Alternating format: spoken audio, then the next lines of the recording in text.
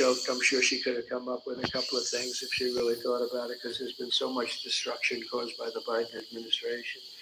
One of the things that people don't talk about and the news never talks about, they don't talk about, as an example, Afghanistan, but this is something that's incredible, because when you think of the numbers, 325,000 children are missing, dead, sex slaves, or slaves. 325,000 children who came in through the open border are now missing. Many of them are dead, and nobody talks about it. I said, this must be a mistake. This can't be possible. When I read it, I said, this can't be. You're talking about take your largest stadium and fill it up many times. That's what the kind of numbers are. Here today is Michael Copy, a small business owner who runs a dry cleaner and is struggling to get by because of what Kamala has done to his business. They've destroyed small businesses in this country. Michael, please.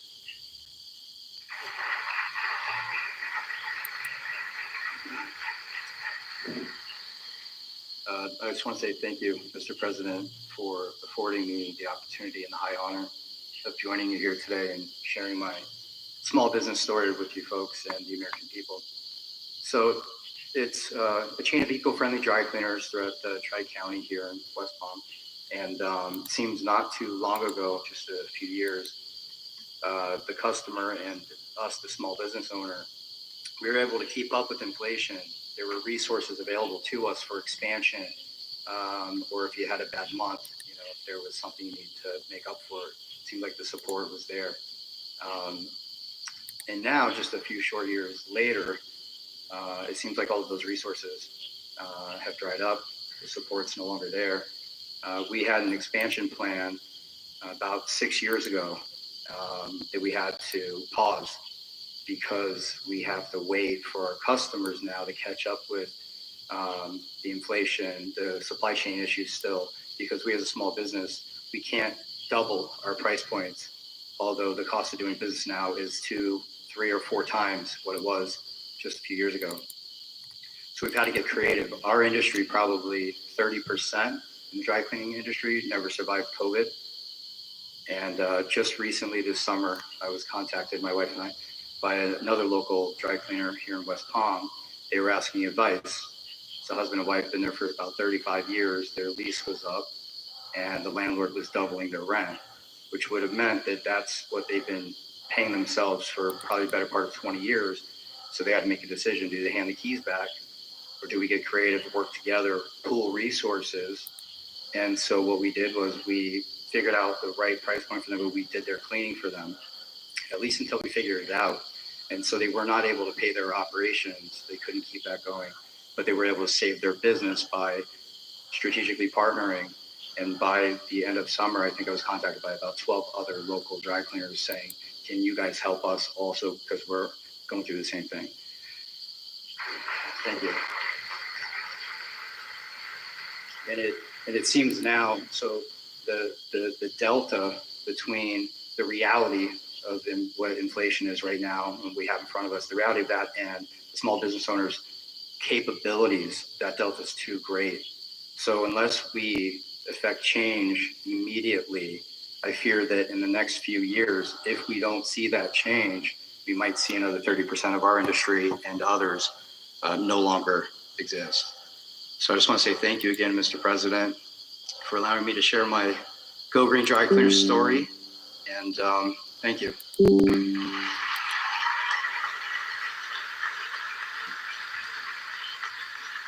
Thank you very much. We really helped a lot of people during the prime time of the China virus. And we helped a lot of people, and we did it intelligently. Then when they took over, they just threw money around like it was dirt. And as you know, the recent monster hurricane, Helene, just wiped out so much. If you look at the different states, North Carolina, Georgia, Alabama, South Carolina, Florida, Tennessee, it was just devastating. And the response was the worst since Katrina, but really a lot of people think it was much worse than Katrina. Still, they haven't shown up. They're not in North Carolina. The people of North Carolina have suffered incredibly, and there's just nobody to help them. FEMA has been a total disaster. We had FEMA that was fantastic when we did this, because we had our hurricanes too. We had some bad ones, but we did a great job with it. It's not there. And then you see that they, originally blamed and then they tried to take it back, but it was a little late. But they said that the money was spent on bringing illegal migrants into our country. They spent close to $1 billion, and these were funds that were spent. And you have to see, I was in North Carolina recently, and I looked at devastation that was just, unbelievable. There was nobody there from the federal government. The local people have done incredible things. Franklin Graham has done incredible things. He's been amazing. But there was nobody there. So we're pleased also to be joined by Christy Shamblin, person I know and I've gotten to know over the last year or so. The mother-in-law of fallen Marine Corps Sergeant Nicole G. Nicole made the ultimate sacrifice during the disaster's withdrawal. Not that we were withdrawing. I was going to withdraw, but we were withdrawing with dignity and strength and power, and we were going to keep Bagram, the big air base, because of the fact that it was so close to where China makes their nuclear weapons. 1 hour away. We should have kept it, and we didn't do that. But the way they withdrew, they took the soldiers out first. No, you take the soldiers out last. I went 18 months without one soldier. I spoke to Abdul, the leader of the Taliban. We went 18 months without one soldier even being shot at. No soldier being killed for 18 months. Then we left, and you had this group of incompetent people take over. Guys like Milley should have been fired. They should have been fired. Anybody that was involved with that disaster should have been fired.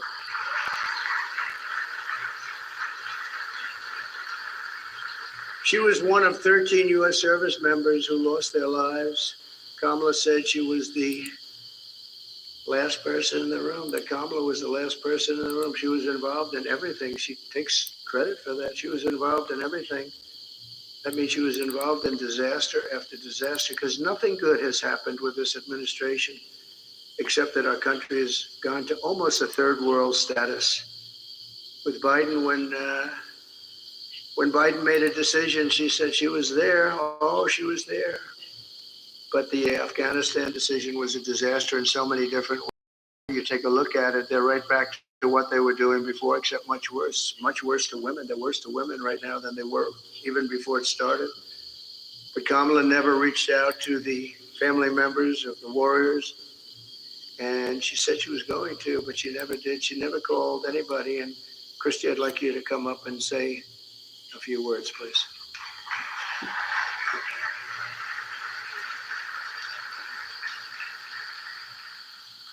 Hi, good afternoon, good morning.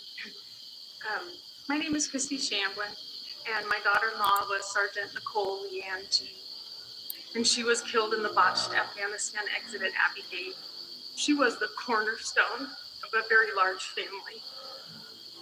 And instead of planning family gatherings and holiday meals, Christmases, and baby showers, our family and thousands of other families plan outings at funeral grave sites.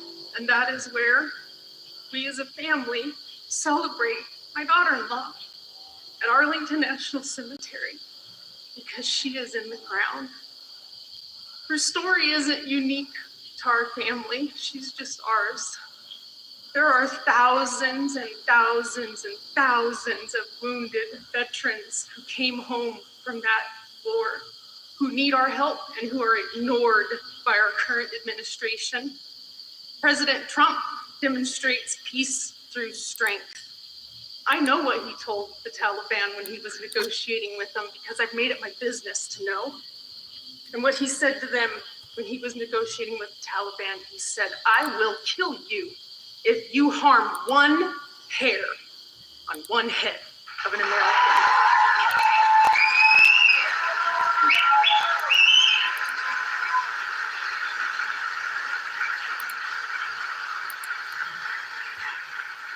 President Trump shows up, he reaches out, and he can fix our country, and we can all heal together.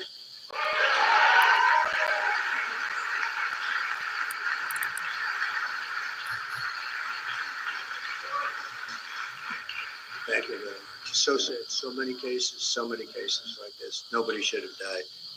First of all, when they left, the soldiers should have been there. They shouldn't have been home watching, except for a small group, and many of them got killed in large numbers. Nobody ever mentions the arms, the legs missing, gone, the face just obliterated. Nobody talks about them. I talk about them all the time. But I want to thank you, Christy, and we'll carry Nicole's memory in our hearts forever. The full consequences of Kamala's 4-year reign are almost too terrible to discuss or contemplate. We're coming to the end of a great campaign. I think we've had a great campaign.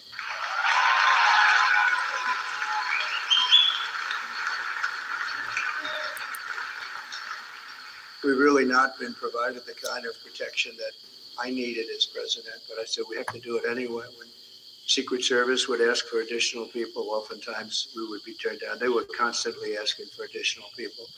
And I found Secret Service to be very brave. When I was hit and went down, they were right on top of me within seconds. I tell you what, those bullets were flying right over my head. I heard them. And these guys were right.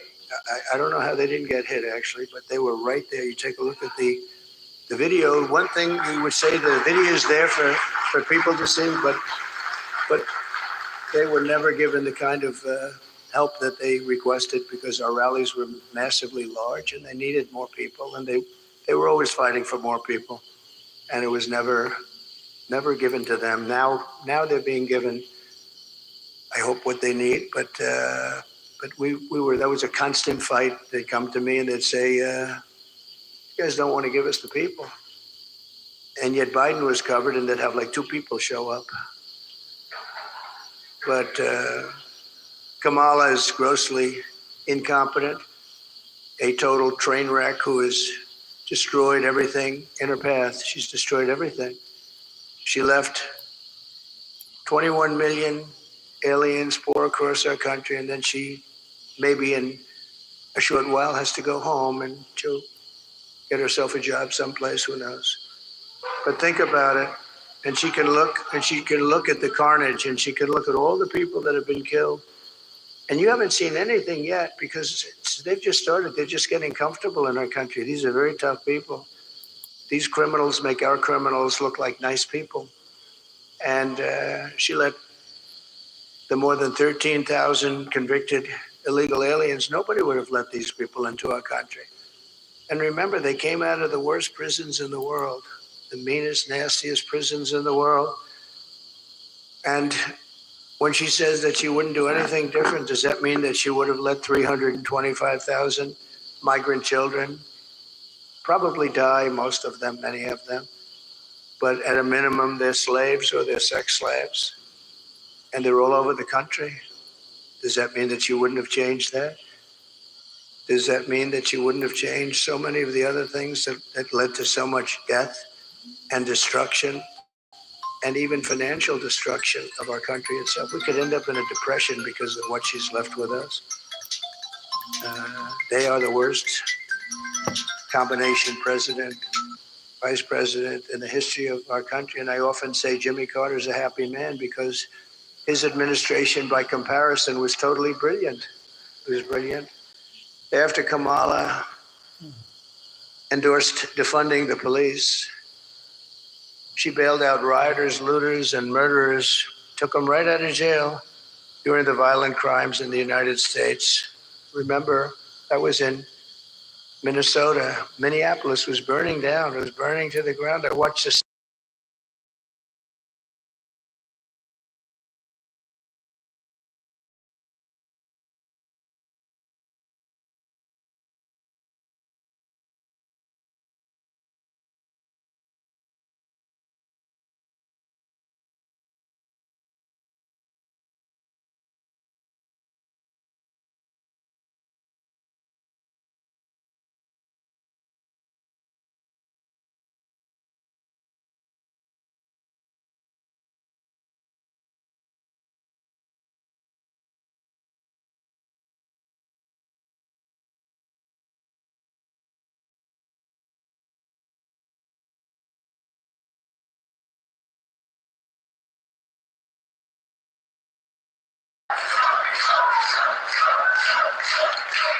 Her message has been a message of hate and division.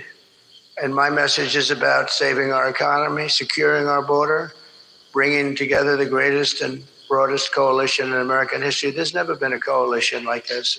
Everybody's included. And on issue after issue, she broke it. They broke it together. But for purposes of this election, she broke it. Can't let her go. And I'm going to fix it. I'm going to fix it very fast.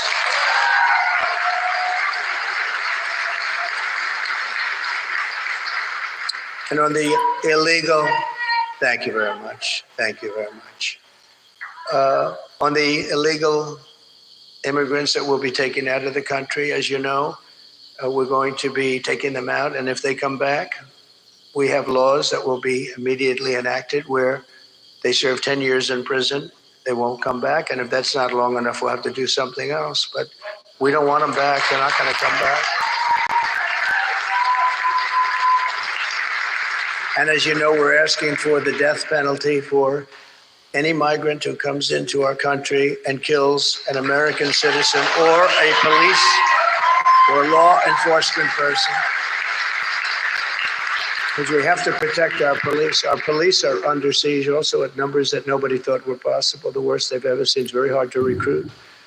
And really for not just the danger, it's hard to recruit because they don't have the spirit anymore for our country because they're being led with people that are spiritless. They really are spiritless. They can't instill spirit.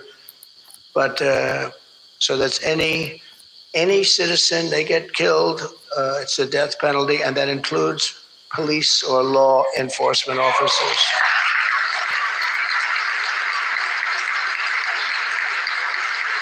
But we're going to revive our economy. We're going to use a system of very fair, very reasonable tariffs. As I said, so powerful. We've never used them. I used them.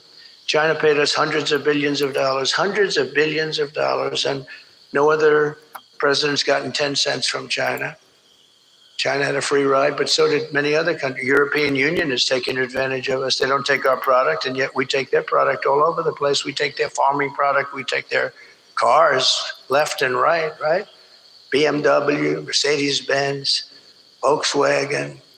Millions and millions, they don't take our cars. I said to Angela Merkel at the time, Angela, how many Chevrolets do we have in Berlin? Why? I don't believe you have any. I said, you're right about that, Angela. Well, we're going to change it. But they don't take our product. We have a deficit with them of over $300 billion. Think of that. And people think of them as friendly, but they're very tough and very fair. I mean, look, they united in order to take advantage of the United States. That's why they united. That's why they formed their coalition. And that was done to take advantage of the United States. So we know how to take advantage of, and we saved our steel industry when I imposed China steel coming in. They were dumping steel here by millions and millions and millions of yards of steel. Like nobody's ever seen. Our steel businesses were going up. We need to make more, the planes, the tanks, the whole thing. I saved it by imposing tariffs.